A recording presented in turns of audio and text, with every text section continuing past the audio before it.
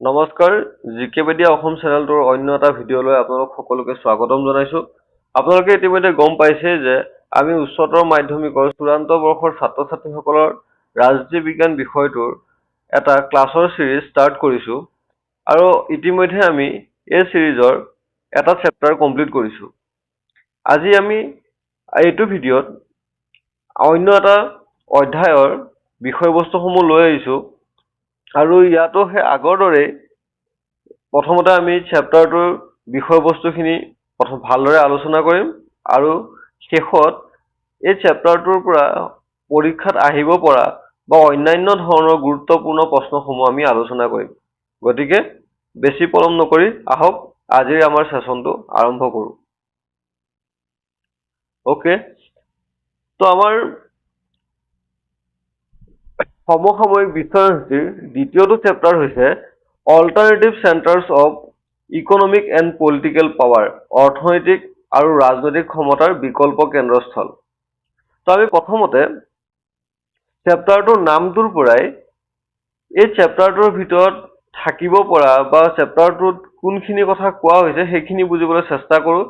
তাৰপিছত আমি এই চেপ্টাৰটোত আলোচনা কৰিবলগীয়া বিষয়সমূহ এবাৰ আমি ডিছকাছ কৰি চাম। প্ৰথমতে চাওঁ এতিয়া ক'বলৈ কি বিচাৰিছে। তো আমি ইতিমধ্যে পঢ়ি আহিছোঁ শীতল যুদ্ধৰ বিষয়ে। শীতল যুদ্ধৰ বিষয়ে মই অলৰেডি এটা ভিডিঅ' দিছোঁ, তাত আমি আলোচনা কৰিছিলোঁ যে শীতল যুদ্ধৰ সেই সময়ছোৱাত পৃথিৱীখন কেনেকৈ দুটা কেন্দ্ৰত বিভক্ত হৈ গৈছিল। ঠিক আছে, শীতল যুদ্ধ আৰম্ভ হৈছিল দ্বিতীয় বিশ্বযুদ্ধৰ পিছত আৰু সেই সময়ত গোটেই পৃথিৱীখন আমেৰিকা যুক্তৰাষ্ট্ৰ আৰু ছোভিয়েট ইউনিয়নৰ দুটা শক্তি গোষ্ঠীত বিভক্ত হৈ গৈছিল। আৰু তাৰপিছত আমি পঢ়িছিলোঁ দ্বিতীয় বিশ্বৰ পতনৰ বিষয়ে, তাৰো আমি অলৰেডি ক্লাছ আগবঢ়াইছোঁ। আৰু দ্বিতীয় বিশ্বৰ পতনত আমি পঢ়িছিলোঁ যে 1991 চনত ছোভিয়েট ইউনিয়নৰ পতন হয়। আৰু ছোভিয়েট ইউনিয়নৰ পতনৰ ফলাফলসমূহত অলৰেডি আমি ডিছকাছ কৰিছোঁ যে ছোভিয়েট ইউনিয়ন যেতিয়া ভাঙি গ'ল, তাৰপিছত পৃথিৱীখনত আমেৰিকা যুক্তৰাষ্ট্ৰ একমাত্ৰ শক্তিশালী ৰাষ্ট্ৰত পৰিণত হ'ল। এতিয়া আমাৰ এই চেপ্টাৰটোত পঢ়িব লাগিব এই আমেৰিকা যুক্তৰাষ্ট্ৰক বাদ দি পৃথিৱীত এনেকুৱা অন্যান্য কোনোবা ৰাষ্ট্ৰ আছে নেকি, বা এনেকুৱা ৰাষ্ট্ৰসমূহৰ কোনো সংগঠন বা গ্ৰুপ আছে নেকি যিয়ে আমেৰিকা যুক্তৰাষ্ট্ৰক বাদ দি পৃথিৱীত শক্তিশালী ক্ষমতাৰ এটা বিকল্প কেন্দ্ৰস্থল হিচাপে পৰিচিত হ'ব পাৰিব বা পৰিচয় লাভ কৰাৰ সম্ভাৱনা আছে নেকি তেনেকুৱা কোনো শক্তিশালী ৰাষ্ট্ৰসমূহৰ গোষ্ঠীৰ বা শক্তিশালী কোনো ৰাষ্ট্ৰৰ, সেই বিষয়ে আমি চেপ্টাৰটোত পঢ়িব লাগিব। ঠিক আছে, তো সেইকাৰণে আমাৰ এটা ডিছকাশ্যনৰ টপিক হিচাপে যিখিনি বস্তু লৈছোঁ তাত আমি চালেই গম পাম। প্ৰথমতে আমি পঢ়িম ইউৰোপীয় ইউনিয়নৰ বিষয়ে, তাৰপিছত আমি চাব লাগিব আছিয়ান, তাৰপিছত আছিয়ানৰ লগত ভাৰতৰ সম্পৰ্ক কেনেধৰণৰ সেই বিষয়ে আমি চাব লাগিব। তাৰপিছত আমি চাব লাগিব অৰ্থনৈতিক ক্ষমতা হিচাপে চীনৰ উত্থান, the rise of China as an economic power. আমি চীনৰ বিষয়ে চাব লাগিব, কাৰণ আমি জানো যে চীন দেশখন বৰ্তমান সময়ত অৰ্থনৈতিক ক্ষেত্ৰত যথেষ্ট আগবাঢ়ি গৈছে। গতিকে চীন দেশখনৰ সেই অৰ্থনৈতিক যি উত্থান ঘটিছে, পূৰ্বতে চীনৰ অৰ্থনৈতিক অৱস্থা তেনেধৰণৰ আছিল নেকি, নে পিছত তেওঁলোকৰ এই অৰ্থনৈতিক উত্থান ঘটিছে, বা সেই অৰ্থনৈতিক উত্থানৰ কাৰণে চীনে কোনবোৰ ব্যৱস্থা গ্ৰহণ কৰিছে তাৰ বিষয়ে আমি আলোচনা কৰিম।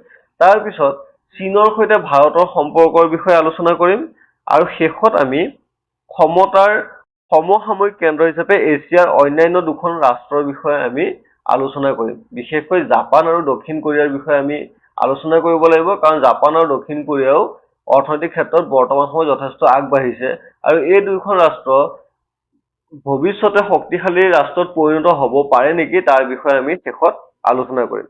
গতিকে আজি আমাৰ ভিডিঅ'টোত বিশেষকৈ আমি আলোচনা কৰিম ইউৰোপীয় ইউনিয়নৰ বিষয়ে, যে ইউৰোপীয় ইউনিয়ন কেনেকৈ সৃষ্টি হ'ল, তাৰপিছত ইউৰোপীয় ইউনিয়নে পৃথিৱীখনত কেনেধৰণে প্ৰভাৱ বিস্তাৰ কৰিবলৈ সক্ষম হৈছে তাৰ বিষয়ে আমি আলোচনা কৰিম। লগতে এই ইউৰোপীয় ইউনিয়নৰ এই বিষয়টো বা এই টপিকটোৰ ওপৰত হ'ব পৰা কুৱেশ্যনসমূহ আমি একেলগে আলোচনা কৰি যাম। এতিয়া আহি গ'ল ইউৰোপীয় সংঘ বা ইউৰোপীয় ইউনিয়ন।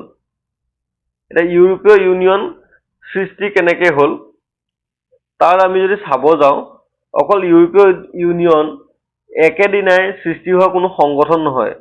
ইউৰোপীয় ইউনিয়ন সৃষ্টি হোৱাৰ আগতে বহু কেইখন পৰিকল্পনা বা বহু কেইখন চুক্তিৰ মাজেৰে গৈ পেলাই 1992 চনৰ 7 ফেব্ৰুৱাৰীত ইউৰোপীয় ইউনিয়ন বা ইউৰোপীয় সংঘৰ সৃষ্টি হৈছিল। তো এতিয়া আমি প্ৰথমতে বুজিব লাগিব ইউৰোপীয় সংঘ গঠন কৰিব লগা হ'ল কিয়, কোনটো পৰিস্থিতিৰ ওপৰত বাধ্যত পৰি, কোনটো পৰিস্থিতিত পৰি পেলাই ইউৰোপীয় সংঘৰ নিচিনা এটা সংগঠনৰ সৃষ্টি হ'ল। তো ইয়াত কথাখিনি হ'ব এনেধৰণৰ যে যেতিয়া দ্বিতীয় বিশ্বযুদ্ধ শেষ হ'ল, এই দ্বিতীয় বিশ্বযুদ্ধ শেষ হোৱাৰ পিছত ইউৰোপীয় ৰাষ্ট্ৰসমূহৰ অৰ্থনৈতিক দিশটো একেবাৰে ভাঙি গৈছিল, একেবাৰে দুৰ্বল হৈ গৈছিল। আৰু সেই ভাগি যোৱা অৰ্থনৈতিক অৱস্থাটোৰ পৰা ইউৰোপীয় ৰাষ্ট্ৰসমূহ ওলাই আহিব বিচাৰিছিল আৰু তেওঁলোকে নিজৰ অৰ্থনৈতিক দিশটোৰ উন্নতি সাধন কৰিব বিচাৰিছিল। তো তেনে পৰিস্থিতিত তেওঁলোকে ভাবিলে যে সেই ৰাষ্ট্ৰসমূহে, ইউৰোপীয় ৰাষ্ট্ৰ যিসমূহ আছিল বা দেশসমূহে, তেওঁলোকে নিজৰ মাজৰ যি শত্ৰুতাৰ মনোভাৱ আছিল, সেই শত্ৰুতাৰ মনোভাৱ বাদ দি পেলাই একেলগে সহযোগিতাৰ মাধ্যমেৰে আন্তৰ্জাতিক পৰ্যায়ত তেওঁলোক আগবাঢ়িবলৈ চিন্তা চৰ্চা কৰিলে। আৰু সেই ইউৰোপীয় ৰাষ্ট্ৰসমূহৰ মাজত এই সহযোগিতা বা একতাৰ মনোভাৱটো সৃষ্টি কৰাৰ ক্ষেত্ৰত আটাইতকৈ গুৰুত্বপূৰ্ণ ভূমিকা পালন কৰিছিল আমেৰিকা যুক্তৰাষ্ট্ৰই। আমেৰিকা যুক্তৰাষ্ট্ৰই মাৰ্শ্বাল পৰিকল্পনাৰ জৰিয়তে ইউৰোপীয় ৰাষ্ট্ৰসমূহৰ মাজত এক প্ৰকাৰৰ সহযোগিতাৰ সৃষ্টি কৰিছিল আৰু তাৰ পিছত ক্ৰমান্বয়ে বিভিন্ন ধৰণৰ তেনেকুৱা তেওঁলোকৰ সংগঠন সৃষ্টিৰ জৰিয়তে অৱশেষত 1992 চনত ইউৰোপীয় সংঘৰ সৃষ্টি হ'ব। এতিয়া মাৰ্শ্বাল পৰিকল্পনা কি? মাৰ্শ্বাল পৰিকল্পনা 1945 চনৰ পিছত শীতল যুদ্ধৰ পৰিস্থিতিত আমেৰিকাই ইউৰোপৰ অৰ্থনীতি পুনৰুজ্জীৱিত কৰিবলৈ মাৰ্শ্বাল পৰিকল্পনাৰ জৰিয়তে সহায় কৰিছিল। তো মই কৈছোৱে যে ইউৰোপীয় ৰাষ্ট্ৰসমূহৰ মাজত যি একতা, সেই একতা বা তেওঁলোকৰ যিটো চিন্তাধাৰাৰ সৃষ্টি হৈছিল, দ্বিতীয় বিশ্বযুদ্ধ যেতিয়া সমাপ্ত হ'ল, তেওঁলোকৰ অৰ্থনৈতিক দিশটো একেবাৰে দুৰ্বল হৈ গ'ল, তেতিয়া তেওঁলোকে চিন্তা কৰিলে যে একেলগে লগ লাগি, ইউৰোপীয় ৰাষ্ট্ৰসমূহে একেলগে লগ লাগি পেলাই তেওঁলোকৰ অৰ্থনৈতিক দিশটো সবল কৰিব লাগিব। আৰু তাত আটাইতকৈ বেছি অৱদান আগবঢ়ালে আমেৰিকা যুক্তৰাষ্ট্ৰই মাৰ্শ্বাল পৰিকল্পনাৰ জৰিয়তে। মাৰ্শ্বাল পৰিকল্পনাই কি কৰিছিলে, ইউৰোপৰ অৰ্থনৈতিক ব্যৱস্থাটোক পুনৰ উজ্জীৱিত বা পুনৰ গঠন কৰাৰ ক্ষেত্ৰত যথেষ্ট সহায় কৰিছিল। যাৰ ফলস্বৰূপে মাৰ্শ্বাল পৰিকল্পনাই ইউৰোপীয় ৰাষ্ট্ৰসমূহৰ মাজত এক ধৰণৰ একতাৰ সৃষ্টি কৰিছিল।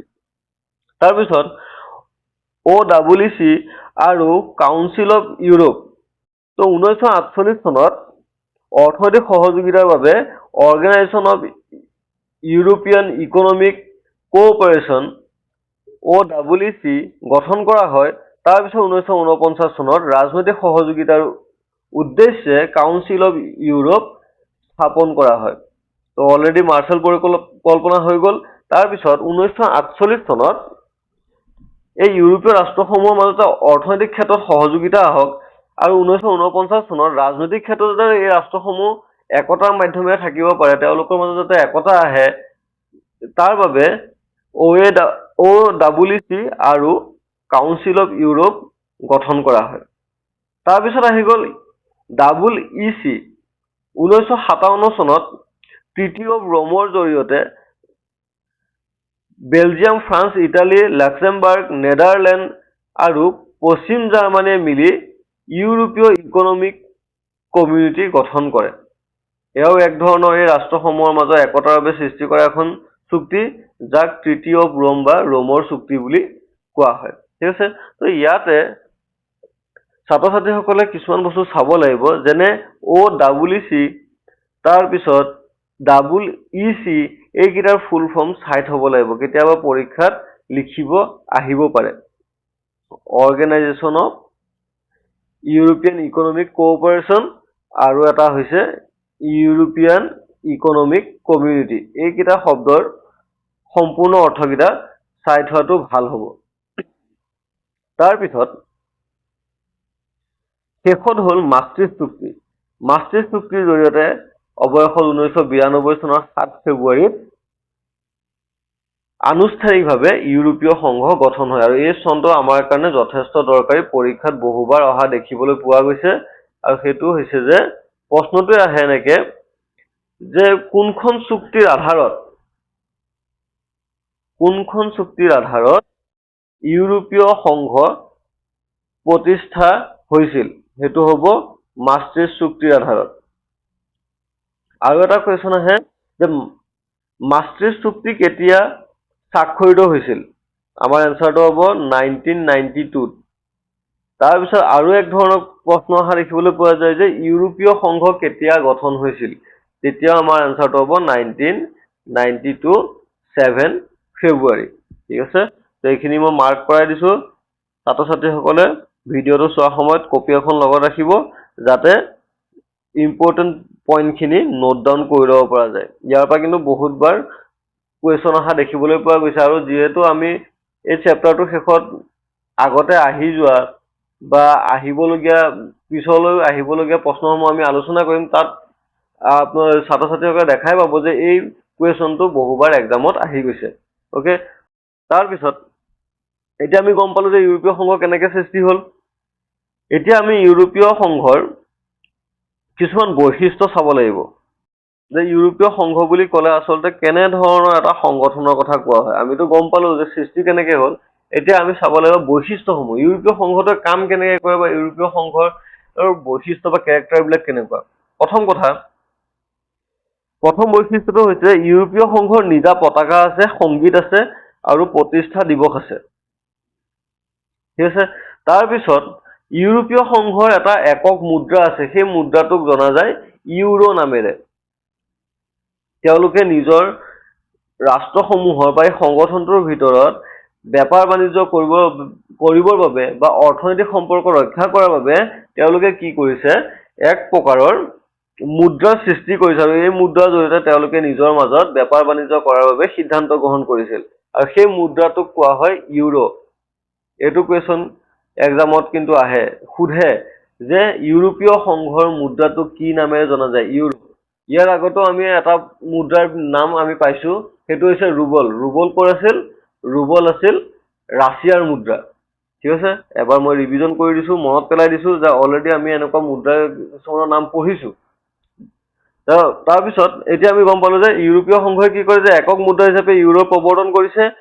ডেনমাৰ্ক আৰু ছুইডেনৰ দৰে ৰাষ্ট্ৰসমূহে প্ৰথমতে গ্ৰহণ কৰিবলৈ অনীহা প্ৰকাশ কৰিছিল। এই বিষয়ে আমি লাষ্টত ডিছকাছ কৰিম যে ইউৰোপীয় সংঘৰ ৰাষ্ট্ৰসমূহৰ মাজৰ সম্পৰ্কটো কেনেধৰণৰ। ঠিক আছে বাৰু, তাৰপিছত দিছে সদস্য পদৰ পৰিৱৰ্তন। তেওঁলোকৰ মেম্বাৰশ্বিপ কেতিয়াবা বাঢ়িছে, কেতিয়াবা কমাও দেখিবলৈ পোৱা যায়। এতিয়া সদস্য পদ পৰিৱৰ্তন আমি কি চাব লাগিব যে 2013 চনত ক্ৰ'ৱেছিয়াই ইউত যোগদান কৰিছিল। ইউ মানে হৈছে ইউৰোপীয় ইউনিয়ন বা ইউৰোপীয় সংঘ। 2013 চনত ক্ৰ'ৱেছিয়াই ইউৰোপীয় ইউনিয়নত যোগদান কৰিছিল।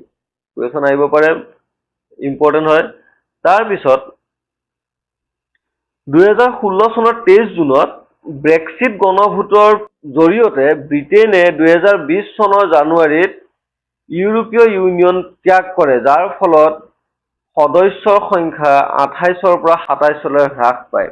এতিয়া এই গোটেই পেৰেগ্ৰাফটোৰ পৰা দুটা তিনিটা কুৱেশ্যন হোৱা দেখিবলৈ পোৱা যায়। মই কৈ আছোঁ কি কি হ'ব পাৰে। প্ৰথম কথা, এই ব্ৰেক্সিট গণভোট কি, তাৰ ওপৰত কুৱেশ্যন আহে। ব্ৰেক্সিট গণভোট কি? ব্ৰেক্সিট গণভোট হৈছে যেতিয়া ব্ৰিটেইনে ইউৰোপীয় সংঘৰ পৰা ওলাই যাব বিচাৰিছিল, তেতিয়া এক ধৰণৰ গণভোটৰ ব্যৱস্থা কৰা হৈছিল, আৰু গণভোটত ব্ৰিটেইনৰ 51% জনসাধাৰণে ইউৰোপীয় সংঘৰ পৰা ওলাই যাবলৈ তেওঁলোকে ভোট প্ৰদান কৰিছিল, যাৰ ফলস্বৰূপে ইউৰোপীয় সংঘৰ পৰা 2020 চনৰ জানুৱাৰী মাহত ব্ৰিটেইনে পদত্যাগ কৰে বা ওলাই গুচি আহে। এতিয়া এই যি গণভোট, সেই গণভোটটোক ব্ৰেক্সিট গণভোট নামেৰে জনা যায়। এতিয়া অন্য এটা কুৱেশ্যন হ'ব পাৰে যে ইউৰোপীয় ইউনিয়নৰ প্ৰথম অৱস্থাত সদস্য ৰাষ্ট্ৰৰ সংখ্যা কিমান আছিল? তেতিয়া আছিল 28। যেতিয়ালৈকে ব্ৰিটেইন ইউৰোপীয় সংঘৰ সদস্য হৈ আছিল, তেতিয়ালৈকে ইউৰোপীয় সংঘৰ সদস্যৰ সংখ্যা আছিল 28। কিন্তু যেতিয়া ব্ৰিটেইন ইউৰোপীয় সংঘৰ পৰা ওলাই গুচি গ'ল, তাৰপিছত ইউৰোপীয় সংঘৰ বৰ্তমানৰ সদস্যৰ সংখ্যাটো 27লৈ হ্ৰাস পায়। তো ইয়াতে তোমালোকৰ কাৰণে কুৱেশ্যন আহিব পাৰে যে ইউৰোপীয় সংঘৰ বৰ্তমানৰ সদস্য ৰাষ্ট্ৰৰ সংখ্যা কিমান? যদি বৰ্তমান বুলি কয়, তেনেহলে আমি লিখিব লাগিব 27। ঠিক আছে, বৰ্তমান হৈছে 27। বাৰু এইখিনি হৈছে ইউৰোপীয় সংঘৰ বৈশিষ্ট্য। আমি কি পালো? ইউৰোপীয় সংঘৰ নিজা পতাকা আছে, নিজা জাতীয় সংগীত আছে, তেওঁলোকৰ এটা মুদ্ৰা আছে, যি মুদ্ৰাটোৰ নাম হৈছে ইউৰো, আৰু লগতে সদস্য পদৰ ক্ষেত্ৰত 2013 চনত ক্ৰ'ৱেছিয়াই ইউৰোপীয় ইউনিয়নত যোগদান কৰিছিল, আৰু 2020 চনত ব্ৰিটেইন ইউৰোপীয় সংঘৰ পৰা ওলাই গুচি গৈছে, যাৰ কাৰণে সদস্য সংখ্যাটো 28ৰ পৰা 27লৈ হ্ৰাস পোৱা দেখিবলৈ পোৱা যায়। ওকে, এইখিনি আছিল ইউৰোপীয় সংঘৰ বৈশিষ্ট্য। নেক্সট হৈছে ইউৰোপীয় সংঘৰ প্ৰভাৱ। বিশ্বখনত ইউৰোপীয় সংঘই কেনেকৈ প্ৰভাৱ বিস্তাৰ কৰি আছে, ইয়াৰ পৰা কিন্তু লং কুৱেশ্যন অহা দেখিবলৈ পোৱা যায়। ইয়াত মই ছাত্ৰ ছাত্ৰীসকলে বুজিব পৰাকৈ শ্বৰ্টকৈ বস্তুখিনি লৈ আহিছো, মই বুজাই যাম, ধুনীয়াকৈ নোট ডাউন কৰি ল'ব পাৰে বা নিজৰ নোট বনাই ল'ব পাৰে ভিডিঅ'টোৰ পৰা ধুনীয়াকৈ। তো ইয়াতে আমাৰ কথাখিনি কেনেকুৱা হ'ব যে আমি আমাৰ চেপ্টাৰটোত কি পাইছো যে অৰ্থনৈতিক আৰু ৰাজনৈতিক ক্ষমতাৰ বিকল্প কেন্দ্ৰস্থল, মানে আমেৰিকা যুক্তৰাষ্ট্ৰক পিছত বা আমেৰিকা যুক্তৰাষ্ট্ৰক বাদ দি পৃথিৱীত এনেকুৱা কোনবোৰ ৰাষ্ট্ৰ আছে বা এনেকুৱা ৰাষ্ট্ৰৰ সমষ্টি বা গ্ৰুপ আছে যিয়ে আমেৰিকা যুক্তৰাষ্ট্ৰৰ সমানে সমানে বৰ্তমান সময়ত আগবাঢ়িবলৈ সক্ষম হৈছে বা ভৱিষ্যতে আমেৰিকা যুক্তৰাষ্ট্ৰক পিছ পেলাবলৈ সক্ষম হ'ব। ঠিক আছে, তো সেই ক্ষেত্ৰত বিশ্বত ইউৰোপীয় সংঘৰ প্ৰভাৱ কেনেধৰণৰ এইটো আমি চাব লাগিব। তেতিয়াহে আমি গম পাম যে ইউৰোপীয় সংঘ আচলতে আমেৰিকা যুক্তৰাষ্ট্ৰৰ সমানে আগবাঢ়িব পাৰিছেনে, বা ভৱিষ্যতে ইউৰোপীয় সংঘই আমেৰিকা যুক্তৰাষ্ট্ৰক পিছ পেলাই সমতাৰ বিকল্প কেন্দ্ৰ হিচাপে প্ৰতিষ্ঠা লাভ কৰিব পাৰিবনে নাই। এতিয়া প্ৰথম পইণ্ট হৈছে অৰ্থনৈতিক ক্ষেত্ৰত, যে ইউৰোপীয় সংঘই অৰ্থনৈতিক ক্ষেত্ৰত কেনেধৰণৰ প্ৰভাৱ বিস্তাৰ কৰিছে। তাত যদি আমি চাবলৈ যাওঁ, আমেৰিকা যুক্তৰাষ্ট্ৰৰ যি ডলাৰ আছে, মুদ্ৰা, এই ডলাৰে পৃথিৱীত যি প্ৰভাৱ বিস্তাৰ কৰিছে, এই ডলাৰৰ প্ৰতি কিন্তু ইউৰোপীয় সংঘৰ ইউৰো মুদ্ৰাটোৱে ভাবুকিৰ সৃষ্টি কৰিছে। ডলাৰৰ সমানে সমানে ইউৰোৰ বৰ্তমান সময়ত জনপ্ৰিয়তা যথেষ্ট বৃদ্ধি পোৱা দেখিবলৈ পোৱা গৈছে। এক নম্বৰ এইটো এটা হ'ব পাৰে। তাৰপিছত ইয়াত কি দিছে, ইউৰোপীয় সংঘ বিশ্বৰ এক বৃহৎ অৰ্থনৈতিক শক্তি। বিশ্ব বাণিজ্য সংস্থাত বা বিশ্ব বাণিজ্যত আমেৰিকা যুক্তৰাষ্ট্ৰৰ তুলনাত ইউৰোপীয় সংঘৰ অংশ 3 গুণ বেছি। আমেৰিকাতকৈ ইউৰোপীয় সংঘই 3 গুণ বেছি অংশ দখল কৰি আছে বিশ্ব বাণিজ্য ব্যৱস্থাত। ঠিক আছে, তাৰপিছত বিশ্ব বাণিজ্য সংস্থাত ইয়াৰ উল্লেখযোগ্য প্ৰভাৱ আছে। এই বিশ্ব বাণিজ্য সংস্থা যিটো আছে, যাক WTO বুলি কোৱা হয়, এইটো চাই থব লাগিব। WTOৰ full form world trade organisation. তাত আমেৰিকা যুক্তৰাষ্ট্ৰৰ সমানে সমানে ইউৰোপীয় সংঘৰ যথেষ্ট প্ৰভাৱ থকা দেখিবলৈ পোৱা গৈছে। এনেকে যদি আমি চাব যাওঁ, অৰ্থনৈতিক ক্ষেত্ৰত ইউৰোপীয় সংঘই বৰ্তমান সময়ত পৃথিৱীত যথেষ্ট গুৰুত্বপূৰ্ণ প্ৰভাৱ বিস্তাৰ কৰিবলৈ সক্ষম হৈছে। তাৰপিছত ৰাজনৈতিক ক্ষেত্ৰত যদি আমি চাব যাওঁ, ৰাজনৈতিক ক্ষেত্ৰত ইউৰোপীয় সংঘৰ দুখন সদস্য ৰাষ্ট্ৰ ফ্ৰান্স আৰু ব্ৰিটেইন, যদিও ব্ৰিটেইন বৰ্তমান ইউৰোপীয় সংঘৰ সদস্য ৰাষ্ট্ৰ নহয়, তথাপি ফ্ৰান্স কিন্তু ইউৰোপীয় সংঘৰ সদস্য ৰাষ্ট্ৰ। আৰু ফ্ৰান্স সদস্য ৰাষ্ট্ৰ হোৱাৰ বাবে ইউৰোপীয় সংঘৰ এটা লাভ হৈছে, কাৰণ ফ্ৰান্স হৈছে, এইটো জাতিসংঘ বুলি দিয়া আছে, আচলতে জাতিসংঘ নহয়, এইটো ৰাষ্ট্ৰসংঘ হ'ব। এইটো ভুল হৈ আছে।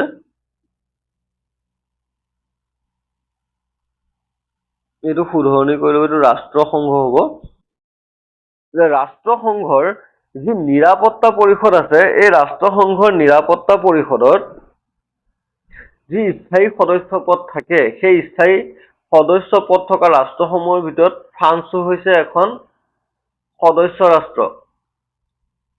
আৰু আমি জানো যে নিৰাপত্তা পৰিষদৰ, ৰাষ্ট্ৰসংঘৰ নিৰাপত্তা পৰিষদৰ যিবোৰ স্থায়ী সদস্য ৰাষ্ট্ৰ থাকে, 5খন আছে। চীন আছে, ৰাছিয়া আছে, আমেৰিকা আছে, ফ্ৰান্স আছে আৰু ব্ৰিটেইন আছে। ঠিক আছে, এতিয়া এই সদস্য ৰাষ্ট্ৰকেইখনৰ হাতত এটা ক্ষমতা থাকে, সেইটো হৈছে ভেটো ক্ষমতা। আৰু এই ভেটো ক্ষমতা থাকিলে লাভ কি হয়, যে আমি জানো ৰাষ্ট্ৰসংঘই যিমানবোৰ সিদ্ধান্ত লয় সেই সিদ্ধান্তৰ ভিতৰত আটাইতকৈ বেছি প্ৰভাৱ থাকে ৰাষ্ট্ৰসংঘ নিৰাপত্তা পৰিষদৰ স্থায়ী সদস্য ৰাষ্ট্ৰকেইখনৰ। এই 5খন ৰাষ্ট্ৰই সকলোবোৰ বিষয়ত সিদ্ধান্ত লোৱা দেখিবলৈ পোৱা যায়। গতিকে ৰাষ্ট্ৰসংঘত এই সিদ্ধান্ত গ্ৰহণ কৰোঁতে যদি এই সদস্য ৰাষ্ট্ৰ 5খনৰ ভিতৰত কোনোবা এখন ৰাষ্ট্ৰই যদি এই সিদ্ধান্তটো মানিব নিবিচাৰে বা যদি তেওঁলোকৰ ওপৰত বেয়া প্ৰভাৱ পৰে বুলি ভাবে, তেনেহলে ভেটো পাৱাৰ ইউজ কৰি পেলাই সিদ্ধান্তটো তাতে নোহোৱা কৰি দিব পাৰে বা বাতিল কৰি দিব পাৰে। গতিকে ইউৰোপীয় সংঘৰ এটা লাভ হৈছে কি, যে ফ্ৰান্সখন যিহেতু ইউৰোপীয় সংঘৰ এখন সদস্য ৰাষ্ট্ৰৰ লগতে ফ্ৰান্স হৈছে ৰাষ্ট্ৰসংঘৰো নিৰাপত্তা পৰিষদৰ এখন স্থায়ী সদস্য ৰাষ্ট্ৰ। গতিকে আমেৰিকা যুক্তৰাষ্ট্ৰই যদি ৰাষ্ট্ৰসংঘত ইউৰোপীয় ইউনিয়ন বা ইউৰোপীয় সংঘৰ ওপৰত বেয়া প্ৰভাৱ পৰিব পৰা কোনো যদি সিদ্ধান্ত গ্ৰহণ কৰে, তেনেহলে ফ্ৰান্সৰ জৰিয়তে ইউৰোপীয় সংঘই আমেৰিকাৰ তেনেধৰণৰ সিদ্ধান্তক বাতিল কৰি দিব পাৰে। আৰু এনেকৈ ৰাজনৈতিকভাৱে আমেৰিকাৰ ওপৰত বা পৃথিৱীখনত ইউৰোপীয় সংঘই প্ৰভাৱ বিস্তাৰ কৰা দেখিবলৈ পোৱা যায়। ঠিক আছে। তাৰপিছত আমাৰ 3 নম্বৰ ক্ষেত্ৰটো হৈছে সামৰিক ক্ষেত্ৰ। যে ইউৰোপীয় সংঘই প্ৰভাৱ বিস্তাৰ কৰা 3 নম্বৰ ক্ষেত্ৰটো হৈছে সামৰিক ক্ষেত্ৰ বা সামৰিক দিশ। এতিয়া সামূহিকভাৱে ইউৰোপীয় ইউনিয়নৰ সামৰিক ব্যয় আমেৰিকাৰ পিছতে বিশ্বৰ দ্বিতীয় সৰ্ববৃহৎ। এতিয়া আমেৰিকা যুক্তৰাষ্ট্ৰই সামৰিক ব্যয় যিমানখিনি কৰে, তাৰ পিছতে ইউৰোপীয় ইউনিয়ন হিচাপে এই 27খন ৰাষ্ট্ৰ যে লগ লাগি আছে, এই 27খন ৰাষ্ট্ৰ লগ লাগি পেলাই আমেৰিকাৰ পিছতে সামৰিক ক্ষেত্ৰত দ্বিতীয় স্থান দখল কৰি আছে। সামৰিক ক্ষেত্ৰত বিশেষকৈ ব্যয় কৰাৰ ক্ষেত্ৰত তেওঁলোক সামৰিকভাৱে যথেষ্ট শক্তিশালী, এটা গ্ৰুপ হিচাপে যথেষ্ট শক্তিশালী এটা সংগঠন। আৰু ফ্ৰান্সৰ হাতত পাৰমাণৱিক অস্ত্ৰ আছে আৰু উন্নত মহাকাশ প্ৰযুক্তিবিদ্যা আছে। গতিকে প্ৰযুক্তিবিদ্যাৰ পিনৰ পৰা যদি আমি চাব যাওঁ বা অস্ত্ৰ শস্ত্ৰৰ পিনৰ পৰা যদি আমি চাব যাওঁ, সামৰিক ক্ষেত্ৰত আমেৰিকা যুক্তৰাষ্ট্ৰৰ পিছতে ইউৰোপীয় সংঘই স্থান লাভ কৰিবলৈ সক্ষম হৈছে। মানে সামৰিক ক্ষেত্ৰতো ইউৰোপীয় সংঘৰ যথেষ্ট প্ৰভাৱ আছে বুলি আমি ক'ব পাৰো। গতিকে ইউৰোপীয় সংঘই বিশ্বখনত বিশেষকৈ 3টা ক্ষেত্ৰত প্ৰভাৱ বিস্তাৰ কৰিছে। এটা হৈছে অৰ্থনৈতিক ক্ষেত্ৰত, মানে ইকনমিক চাইডত কৰিছে, আনটো হৈছে পলিটিকেলি, আৰু 3 নম্বৰটো হৈছে মিলিটাৰী পাৱাৰ, সামৰিক ক্ষেত্ৰত। এই 3টা ক্ষেত্ৰত ইউৰোপীয় সংঘই প্ৰভাৱ বিস্তাৰ কৰা দেখিবলৈ পোৱা গৈছে। আৰু ইয়াত কিন্তু এক্সামত 6 মাৰ্ক বা 4 মাৰ্কৰ এইটো কুৱেশ্যন আহে। কিন্তু এইটো 4 মাৰ্ক নহলে 6 মাৰ্কত কিন্তু কুৱেশ্যন আহে, বহুতবাৰ আহিছে আৰু ইম্পৰ্টেণ্ট হয়। অলপমান এক্সপ্লেইন কৰি লিখিব লাগিব, বস্তুখিনি মই বুজাই দিছো, ধুনীয়াকে বুজি লৈ নোট ডাউন কৰিলে ইয়াৰ এনচাৰটো কৰিব পৰা যাব।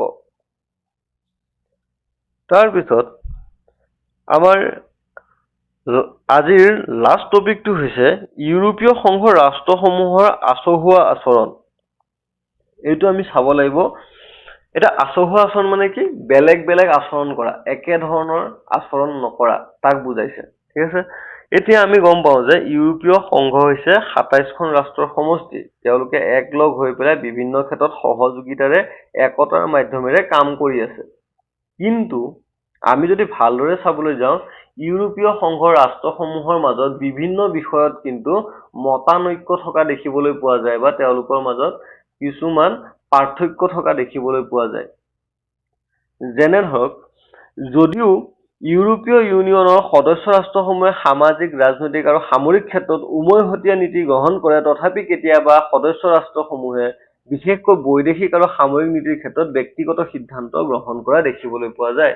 ইয়াতে কি বুলি কৈছে, যদিও ইউৰোপীয় ইউনিয়ন হিচাপে ৰাষ্ট্ৰসমূহে একেলগে সামাজিক, ৰাজনৈতিক আৰু সামৰিক ক্ষেত্ৰত একেধৰণৰ উমৈহতীয়া নীতি, মানে একেধৰণৰ তেওঁলোকৰ বাবে সিদ্ধান্ত গ্ৰহণ কৰে, কিন্তু সেই ৰাষ্ট্ৰসমূহে বিদেশী ৰাষ্ট্ৰসমূহৰ লগত কেনেধৰণৰ সম্পৰ্ক ৰক্ষা কৰিব বা নিজৰ দেশখনৰ কাৰণে কিছুমান ব্যক্তিগত সিদ্ধান্ত গ্ৰহণ কৰা দেখিবলৈ পোৱা যায়।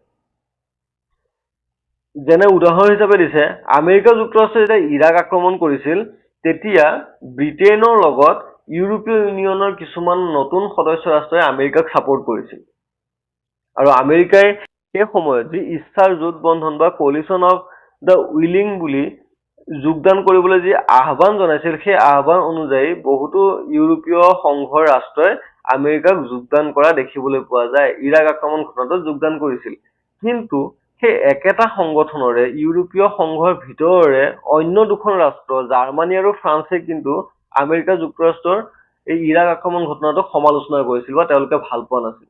এতিয়া ইয়াতে আমি দেখা পালো যে আমেৰিকাৰ ইৰাক আক্ৰমণ ঘটনাটোক ইংলেণ্ডে ছাপোৰ্ট কৰিছে, সেই একেটা সংগঠনৰে সদস্য ৰাষ্ট্ৰ ফ্ৰান্স আৰু জাৰ্মানীয়ে বিৰোধিতা কৰিছে, মানে তেওঁলোকৰ মাজত এক ধৰণৰ বেলেগ বেলেগ সিদ্ধান্ত লোৱা দেখিবলৈ পোৱা গ'ল। এইটোৱে হৈছে আচহুৱা আচৰণ।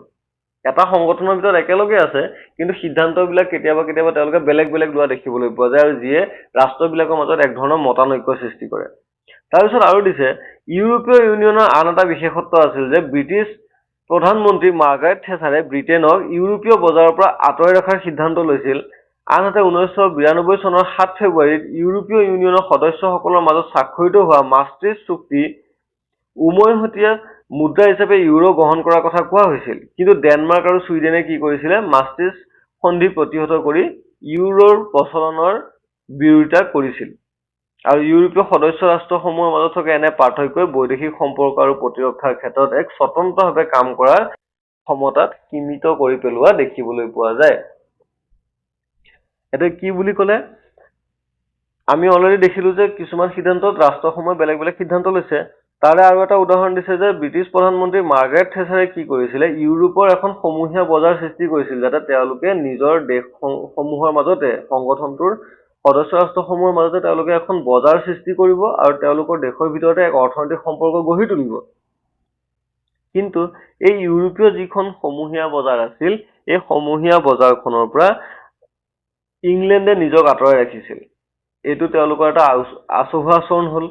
তাৰপিছত মাষ্ট্ৰিষ্ট চুক্তিৰ জৰিয়তে সিদ্ধান্ত লৈছিল যে ইউৰোপীয় ইউনিয়নে ইউৰো ব্যৱহাৰ কৰিব, তেওঁলোকৰ মাজত টকা পইচা আদান প্ৰদান কৰাৰ ক্ষেত্ৰত বা অৰ্থনৈতিক সম্পৰ্ক গঢ়াৰ ক্ষেত্ৰত ইউৰো মুদ্ৰাটো ব্যৱহাৰ কৰিব। কিন্তু সেই একেটা সংগঠনৰে একেখন চুক্তিৰ জৰিয়তে সৃষ্টি হোৱা ইউৰোপীয় সংঘৰ সদস্য ৰাষ্ট্ৰ ডেনমাৰ্ক আৰু ছুইডেনে কৈছিল যে আমি ইউৰো ব্যৱহাৰ নকৰোঁ। গতিকে এইটোৱে হৈছে ইউৰোপীয় সংঘৰ ৰাষ্ট্ৰসমূহৰ আচহুৱা আচৰণ। যদিও এটা সংগঠন হিচাপে 27খন ৰাষ্ট্ৰ একেলগে বৰ্তমান সময়ত আছে, কিন্তু তেওঁলোকে বিভিন্ন সময়ত বিভিন্ন ধৰণে নিজৰ নিজৰ সিদ্ধান্ত লোৱা দেখিবলৈ পোৱা যায়, আৰু এই সিদ্ধান্তবিলাকৰ মাজত কেতিয়াবা কেতিয়াবা সংঘাত হয় বা বিৰোধিতা হোৱা দেখিবলৈ পোৱা যায়। আৰু সেই গোটেইখিনি কথাকে ইউৰোপীয় সংঘৰ ৰাষ্ট্ৰসমূহৰ আচহুৱা আচৰণ বুলি কোৱা হৈছে। অ'কে, তো আমাৰ ইউৰোপীয় সংঘ নামৰ যিখিনি টপিক আছিল, এই টপিকটোৰ এইখিনিয়ে আছিল আলোচনা কৰিব লগা বিষয়। আৰু ইয়াৰ পৰা আহিব পৰা কুৱেশ্যনসমূহ মই অলৰেডি কৈ দিছোঁ, আৰু ইয়াত আৰু বিশেষ এটা আলোচনা কৰিব লগা নাই। আমি নেক্সট ক্লাছত আছিয়ানৰ বিষয়ে আলোচনা কৰিম। আছিয়ান কি হয়, আছিয়ানে কেনেধৰণে কাম কৰি আছে, আৰু লগতে আছিয়ান আৰু ভাৰতৰ মাজৰ সম্পৰ্কটো আমি আলোচনা কৰিব লাগিব। চীনে আছিয়ানৰ ওপৰত কেনেধৰণে প্ৰভাৱ পেলাইছে, ভাৰতে আছিয়ান ৰাষ্ট্ৰসমূহৰ লগত সম্পৰ্ক কিয় ৰক্ষা কৰিব বিচাৰিছে, এই গোটেইখিনি আমি নেক্সট ক্লাছত আলোচনা কৰিম। গতিকে আজিৰ ভিডিঅ'টোত ইমানখিনি আছিল। ভিডিঅ'টো শেষলৈকে চোৱাৰ বাবে ধন্যবাদ। আপোনালোকক এইখিনিতে এটা কথা জনাই থওঁ যে এই আমাৰ ভিডিঅ'সমূহৰ বা ক্লাছসমূহৰ যি PDF আছে, এই PDFসমূহ আপোনালোকে আমাৰ টেলিগ্ৰাম চেনেলত পাই যাব। তাৰ বাবে আপোনালোকে ডেছক্ৰিপশ্যনত থকা টেলিগ্ৰাম লিংকত ক্লিক কৰি পেলাই আমাৰ টেলিগ্ৰাম চেনেলত যোগদান কৰি ল'ব, য'ত আমি ক্লাছৰ PDFসমূহৰ লগতে অন্যান্য প্ৰয়োজনীয় ইনফৰমেশ্যনবিলাক আমি প্ৰদান কৰিম। গতিকে ইয়ালৈকে আপোনালোকে ভিডিঅ'টো চোৱাৰ বাবে ধন্যবাদ।